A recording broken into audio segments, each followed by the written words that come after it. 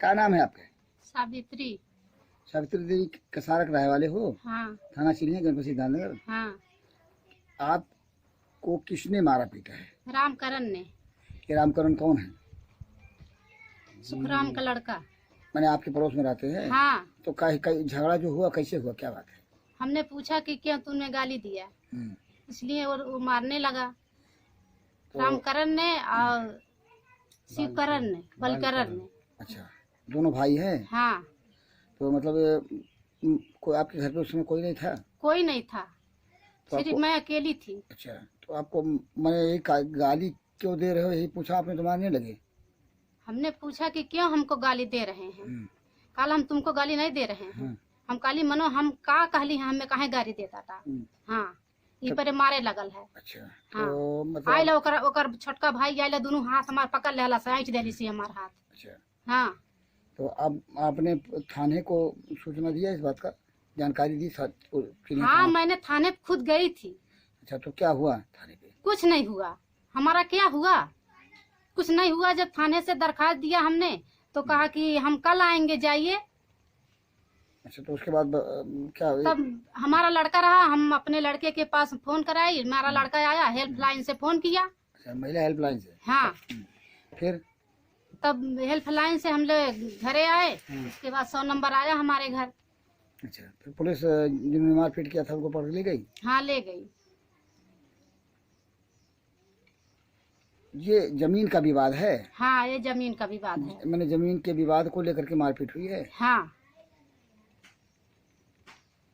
आज वो लोग 107-16 के तहत जमानत पे बाहर हैं, तो क्या आपको कोई फिर खतरा है उन लोगों की मारपीट करेंगे, ऐसा लगता है आपको? हाँ, वो थाने में कहता है कि हम काट देंगे, दरोगा जी के सामने कहता। अच्छा, दरोगा जी के सामने कौन कह रहा था कि हम काट देंगे? रामकरण ने कहता। रामकरण ने दरोगा के सामने कहा कि हम काट देंगे? हाँ, हम काट देंगे। चिन्हिया थाने के दरोगा के सामने? हाँ, चिन्हित थाने के सामने दरोगा के। हमने कहा कि सुन लीजिए दरोगा जी, ये क्या कह रहा है। तो दरोगा जी क्या बोले? दरोगा जी कुछ नहीं बोले, कहे चलो चलो चलो बाहर चलो। तो दरोगा जी खाली सुनते रहे, कहे चलो चलो बाहर? हाँ, चलो बाहर चलो। भंडाफोर से मैं बीपाल भारती।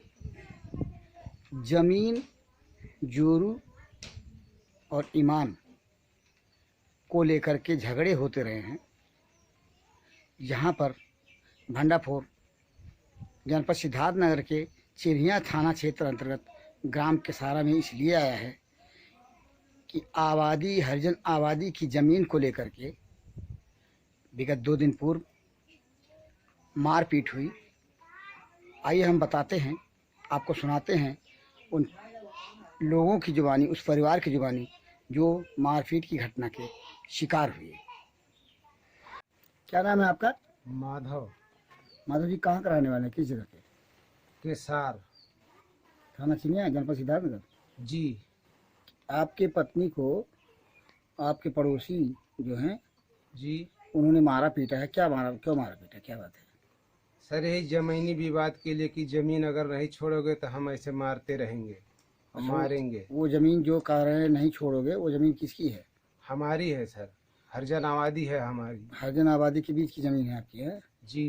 ये पहले से कब से कब्जा रहा है आपका? सन 1972 से। अच्छा, 1972 से। ये जो आपके पीछे जो मकान दिखाई दे रहा है, ये कैसा मकान है?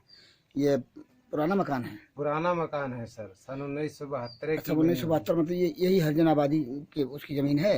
हाँ जी, हमारी है हरिजन आबादी। 1972 से, मतलब यहाँ पे 1972 से आप काबिज हैं? काबिज है सर हम। तो वो क्या कह रहे हैं, आपके विपक्षी क्या कह रहे हैं? वो विपक्षी कह रहे हैं हमारा नंबर है। तो हरिजन आबादी की जमीन है तो नंबर किसी कागज के आधार पे कह रहे हैं कि ऐसे कह रहे हैं? कागज के आधार पे कह रहे हैं, हमारा कागज है, नंबर है। तो उनके पास कोई कागज है इसका? कागज होगा ना सर, उनका तो नंबर का कागज होगा।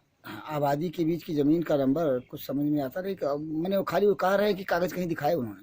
अब आबादी का जमीन का कागज थोड़ी है उनके पास, ना हमारे पास है। तो हरिजन आबादी के रूप में सन 1972 चकबंदी में कटा हुआ मिला था सर।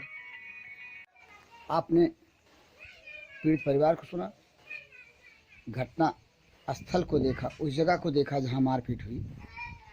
हरिजन आबादी के बीच बने मकान जो कि 1972 का बना हुआ है।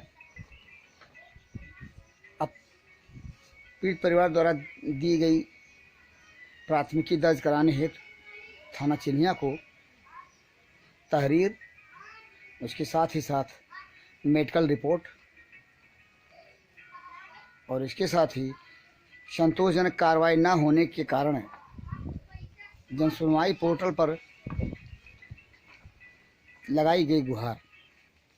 देखना यह है कि जनसुनवाई पोर्टल पर लगाई गई गुहार पे जिम्मेदार प्रशासन क्या करता है। पीड़ित परिवार को न्याय मिलता भी है या यूं ही न्याय की आस में गुहार लगाता ही रहता है।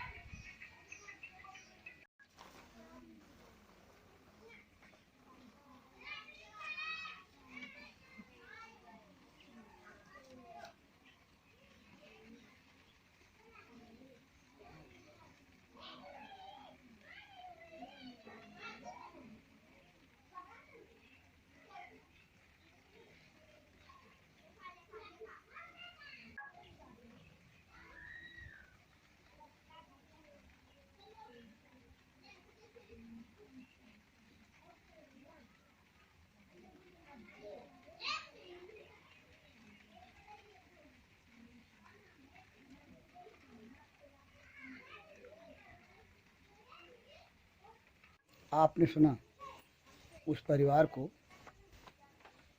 जो हरिजन आबादी के बीच रहता है ग्राम कसारे में।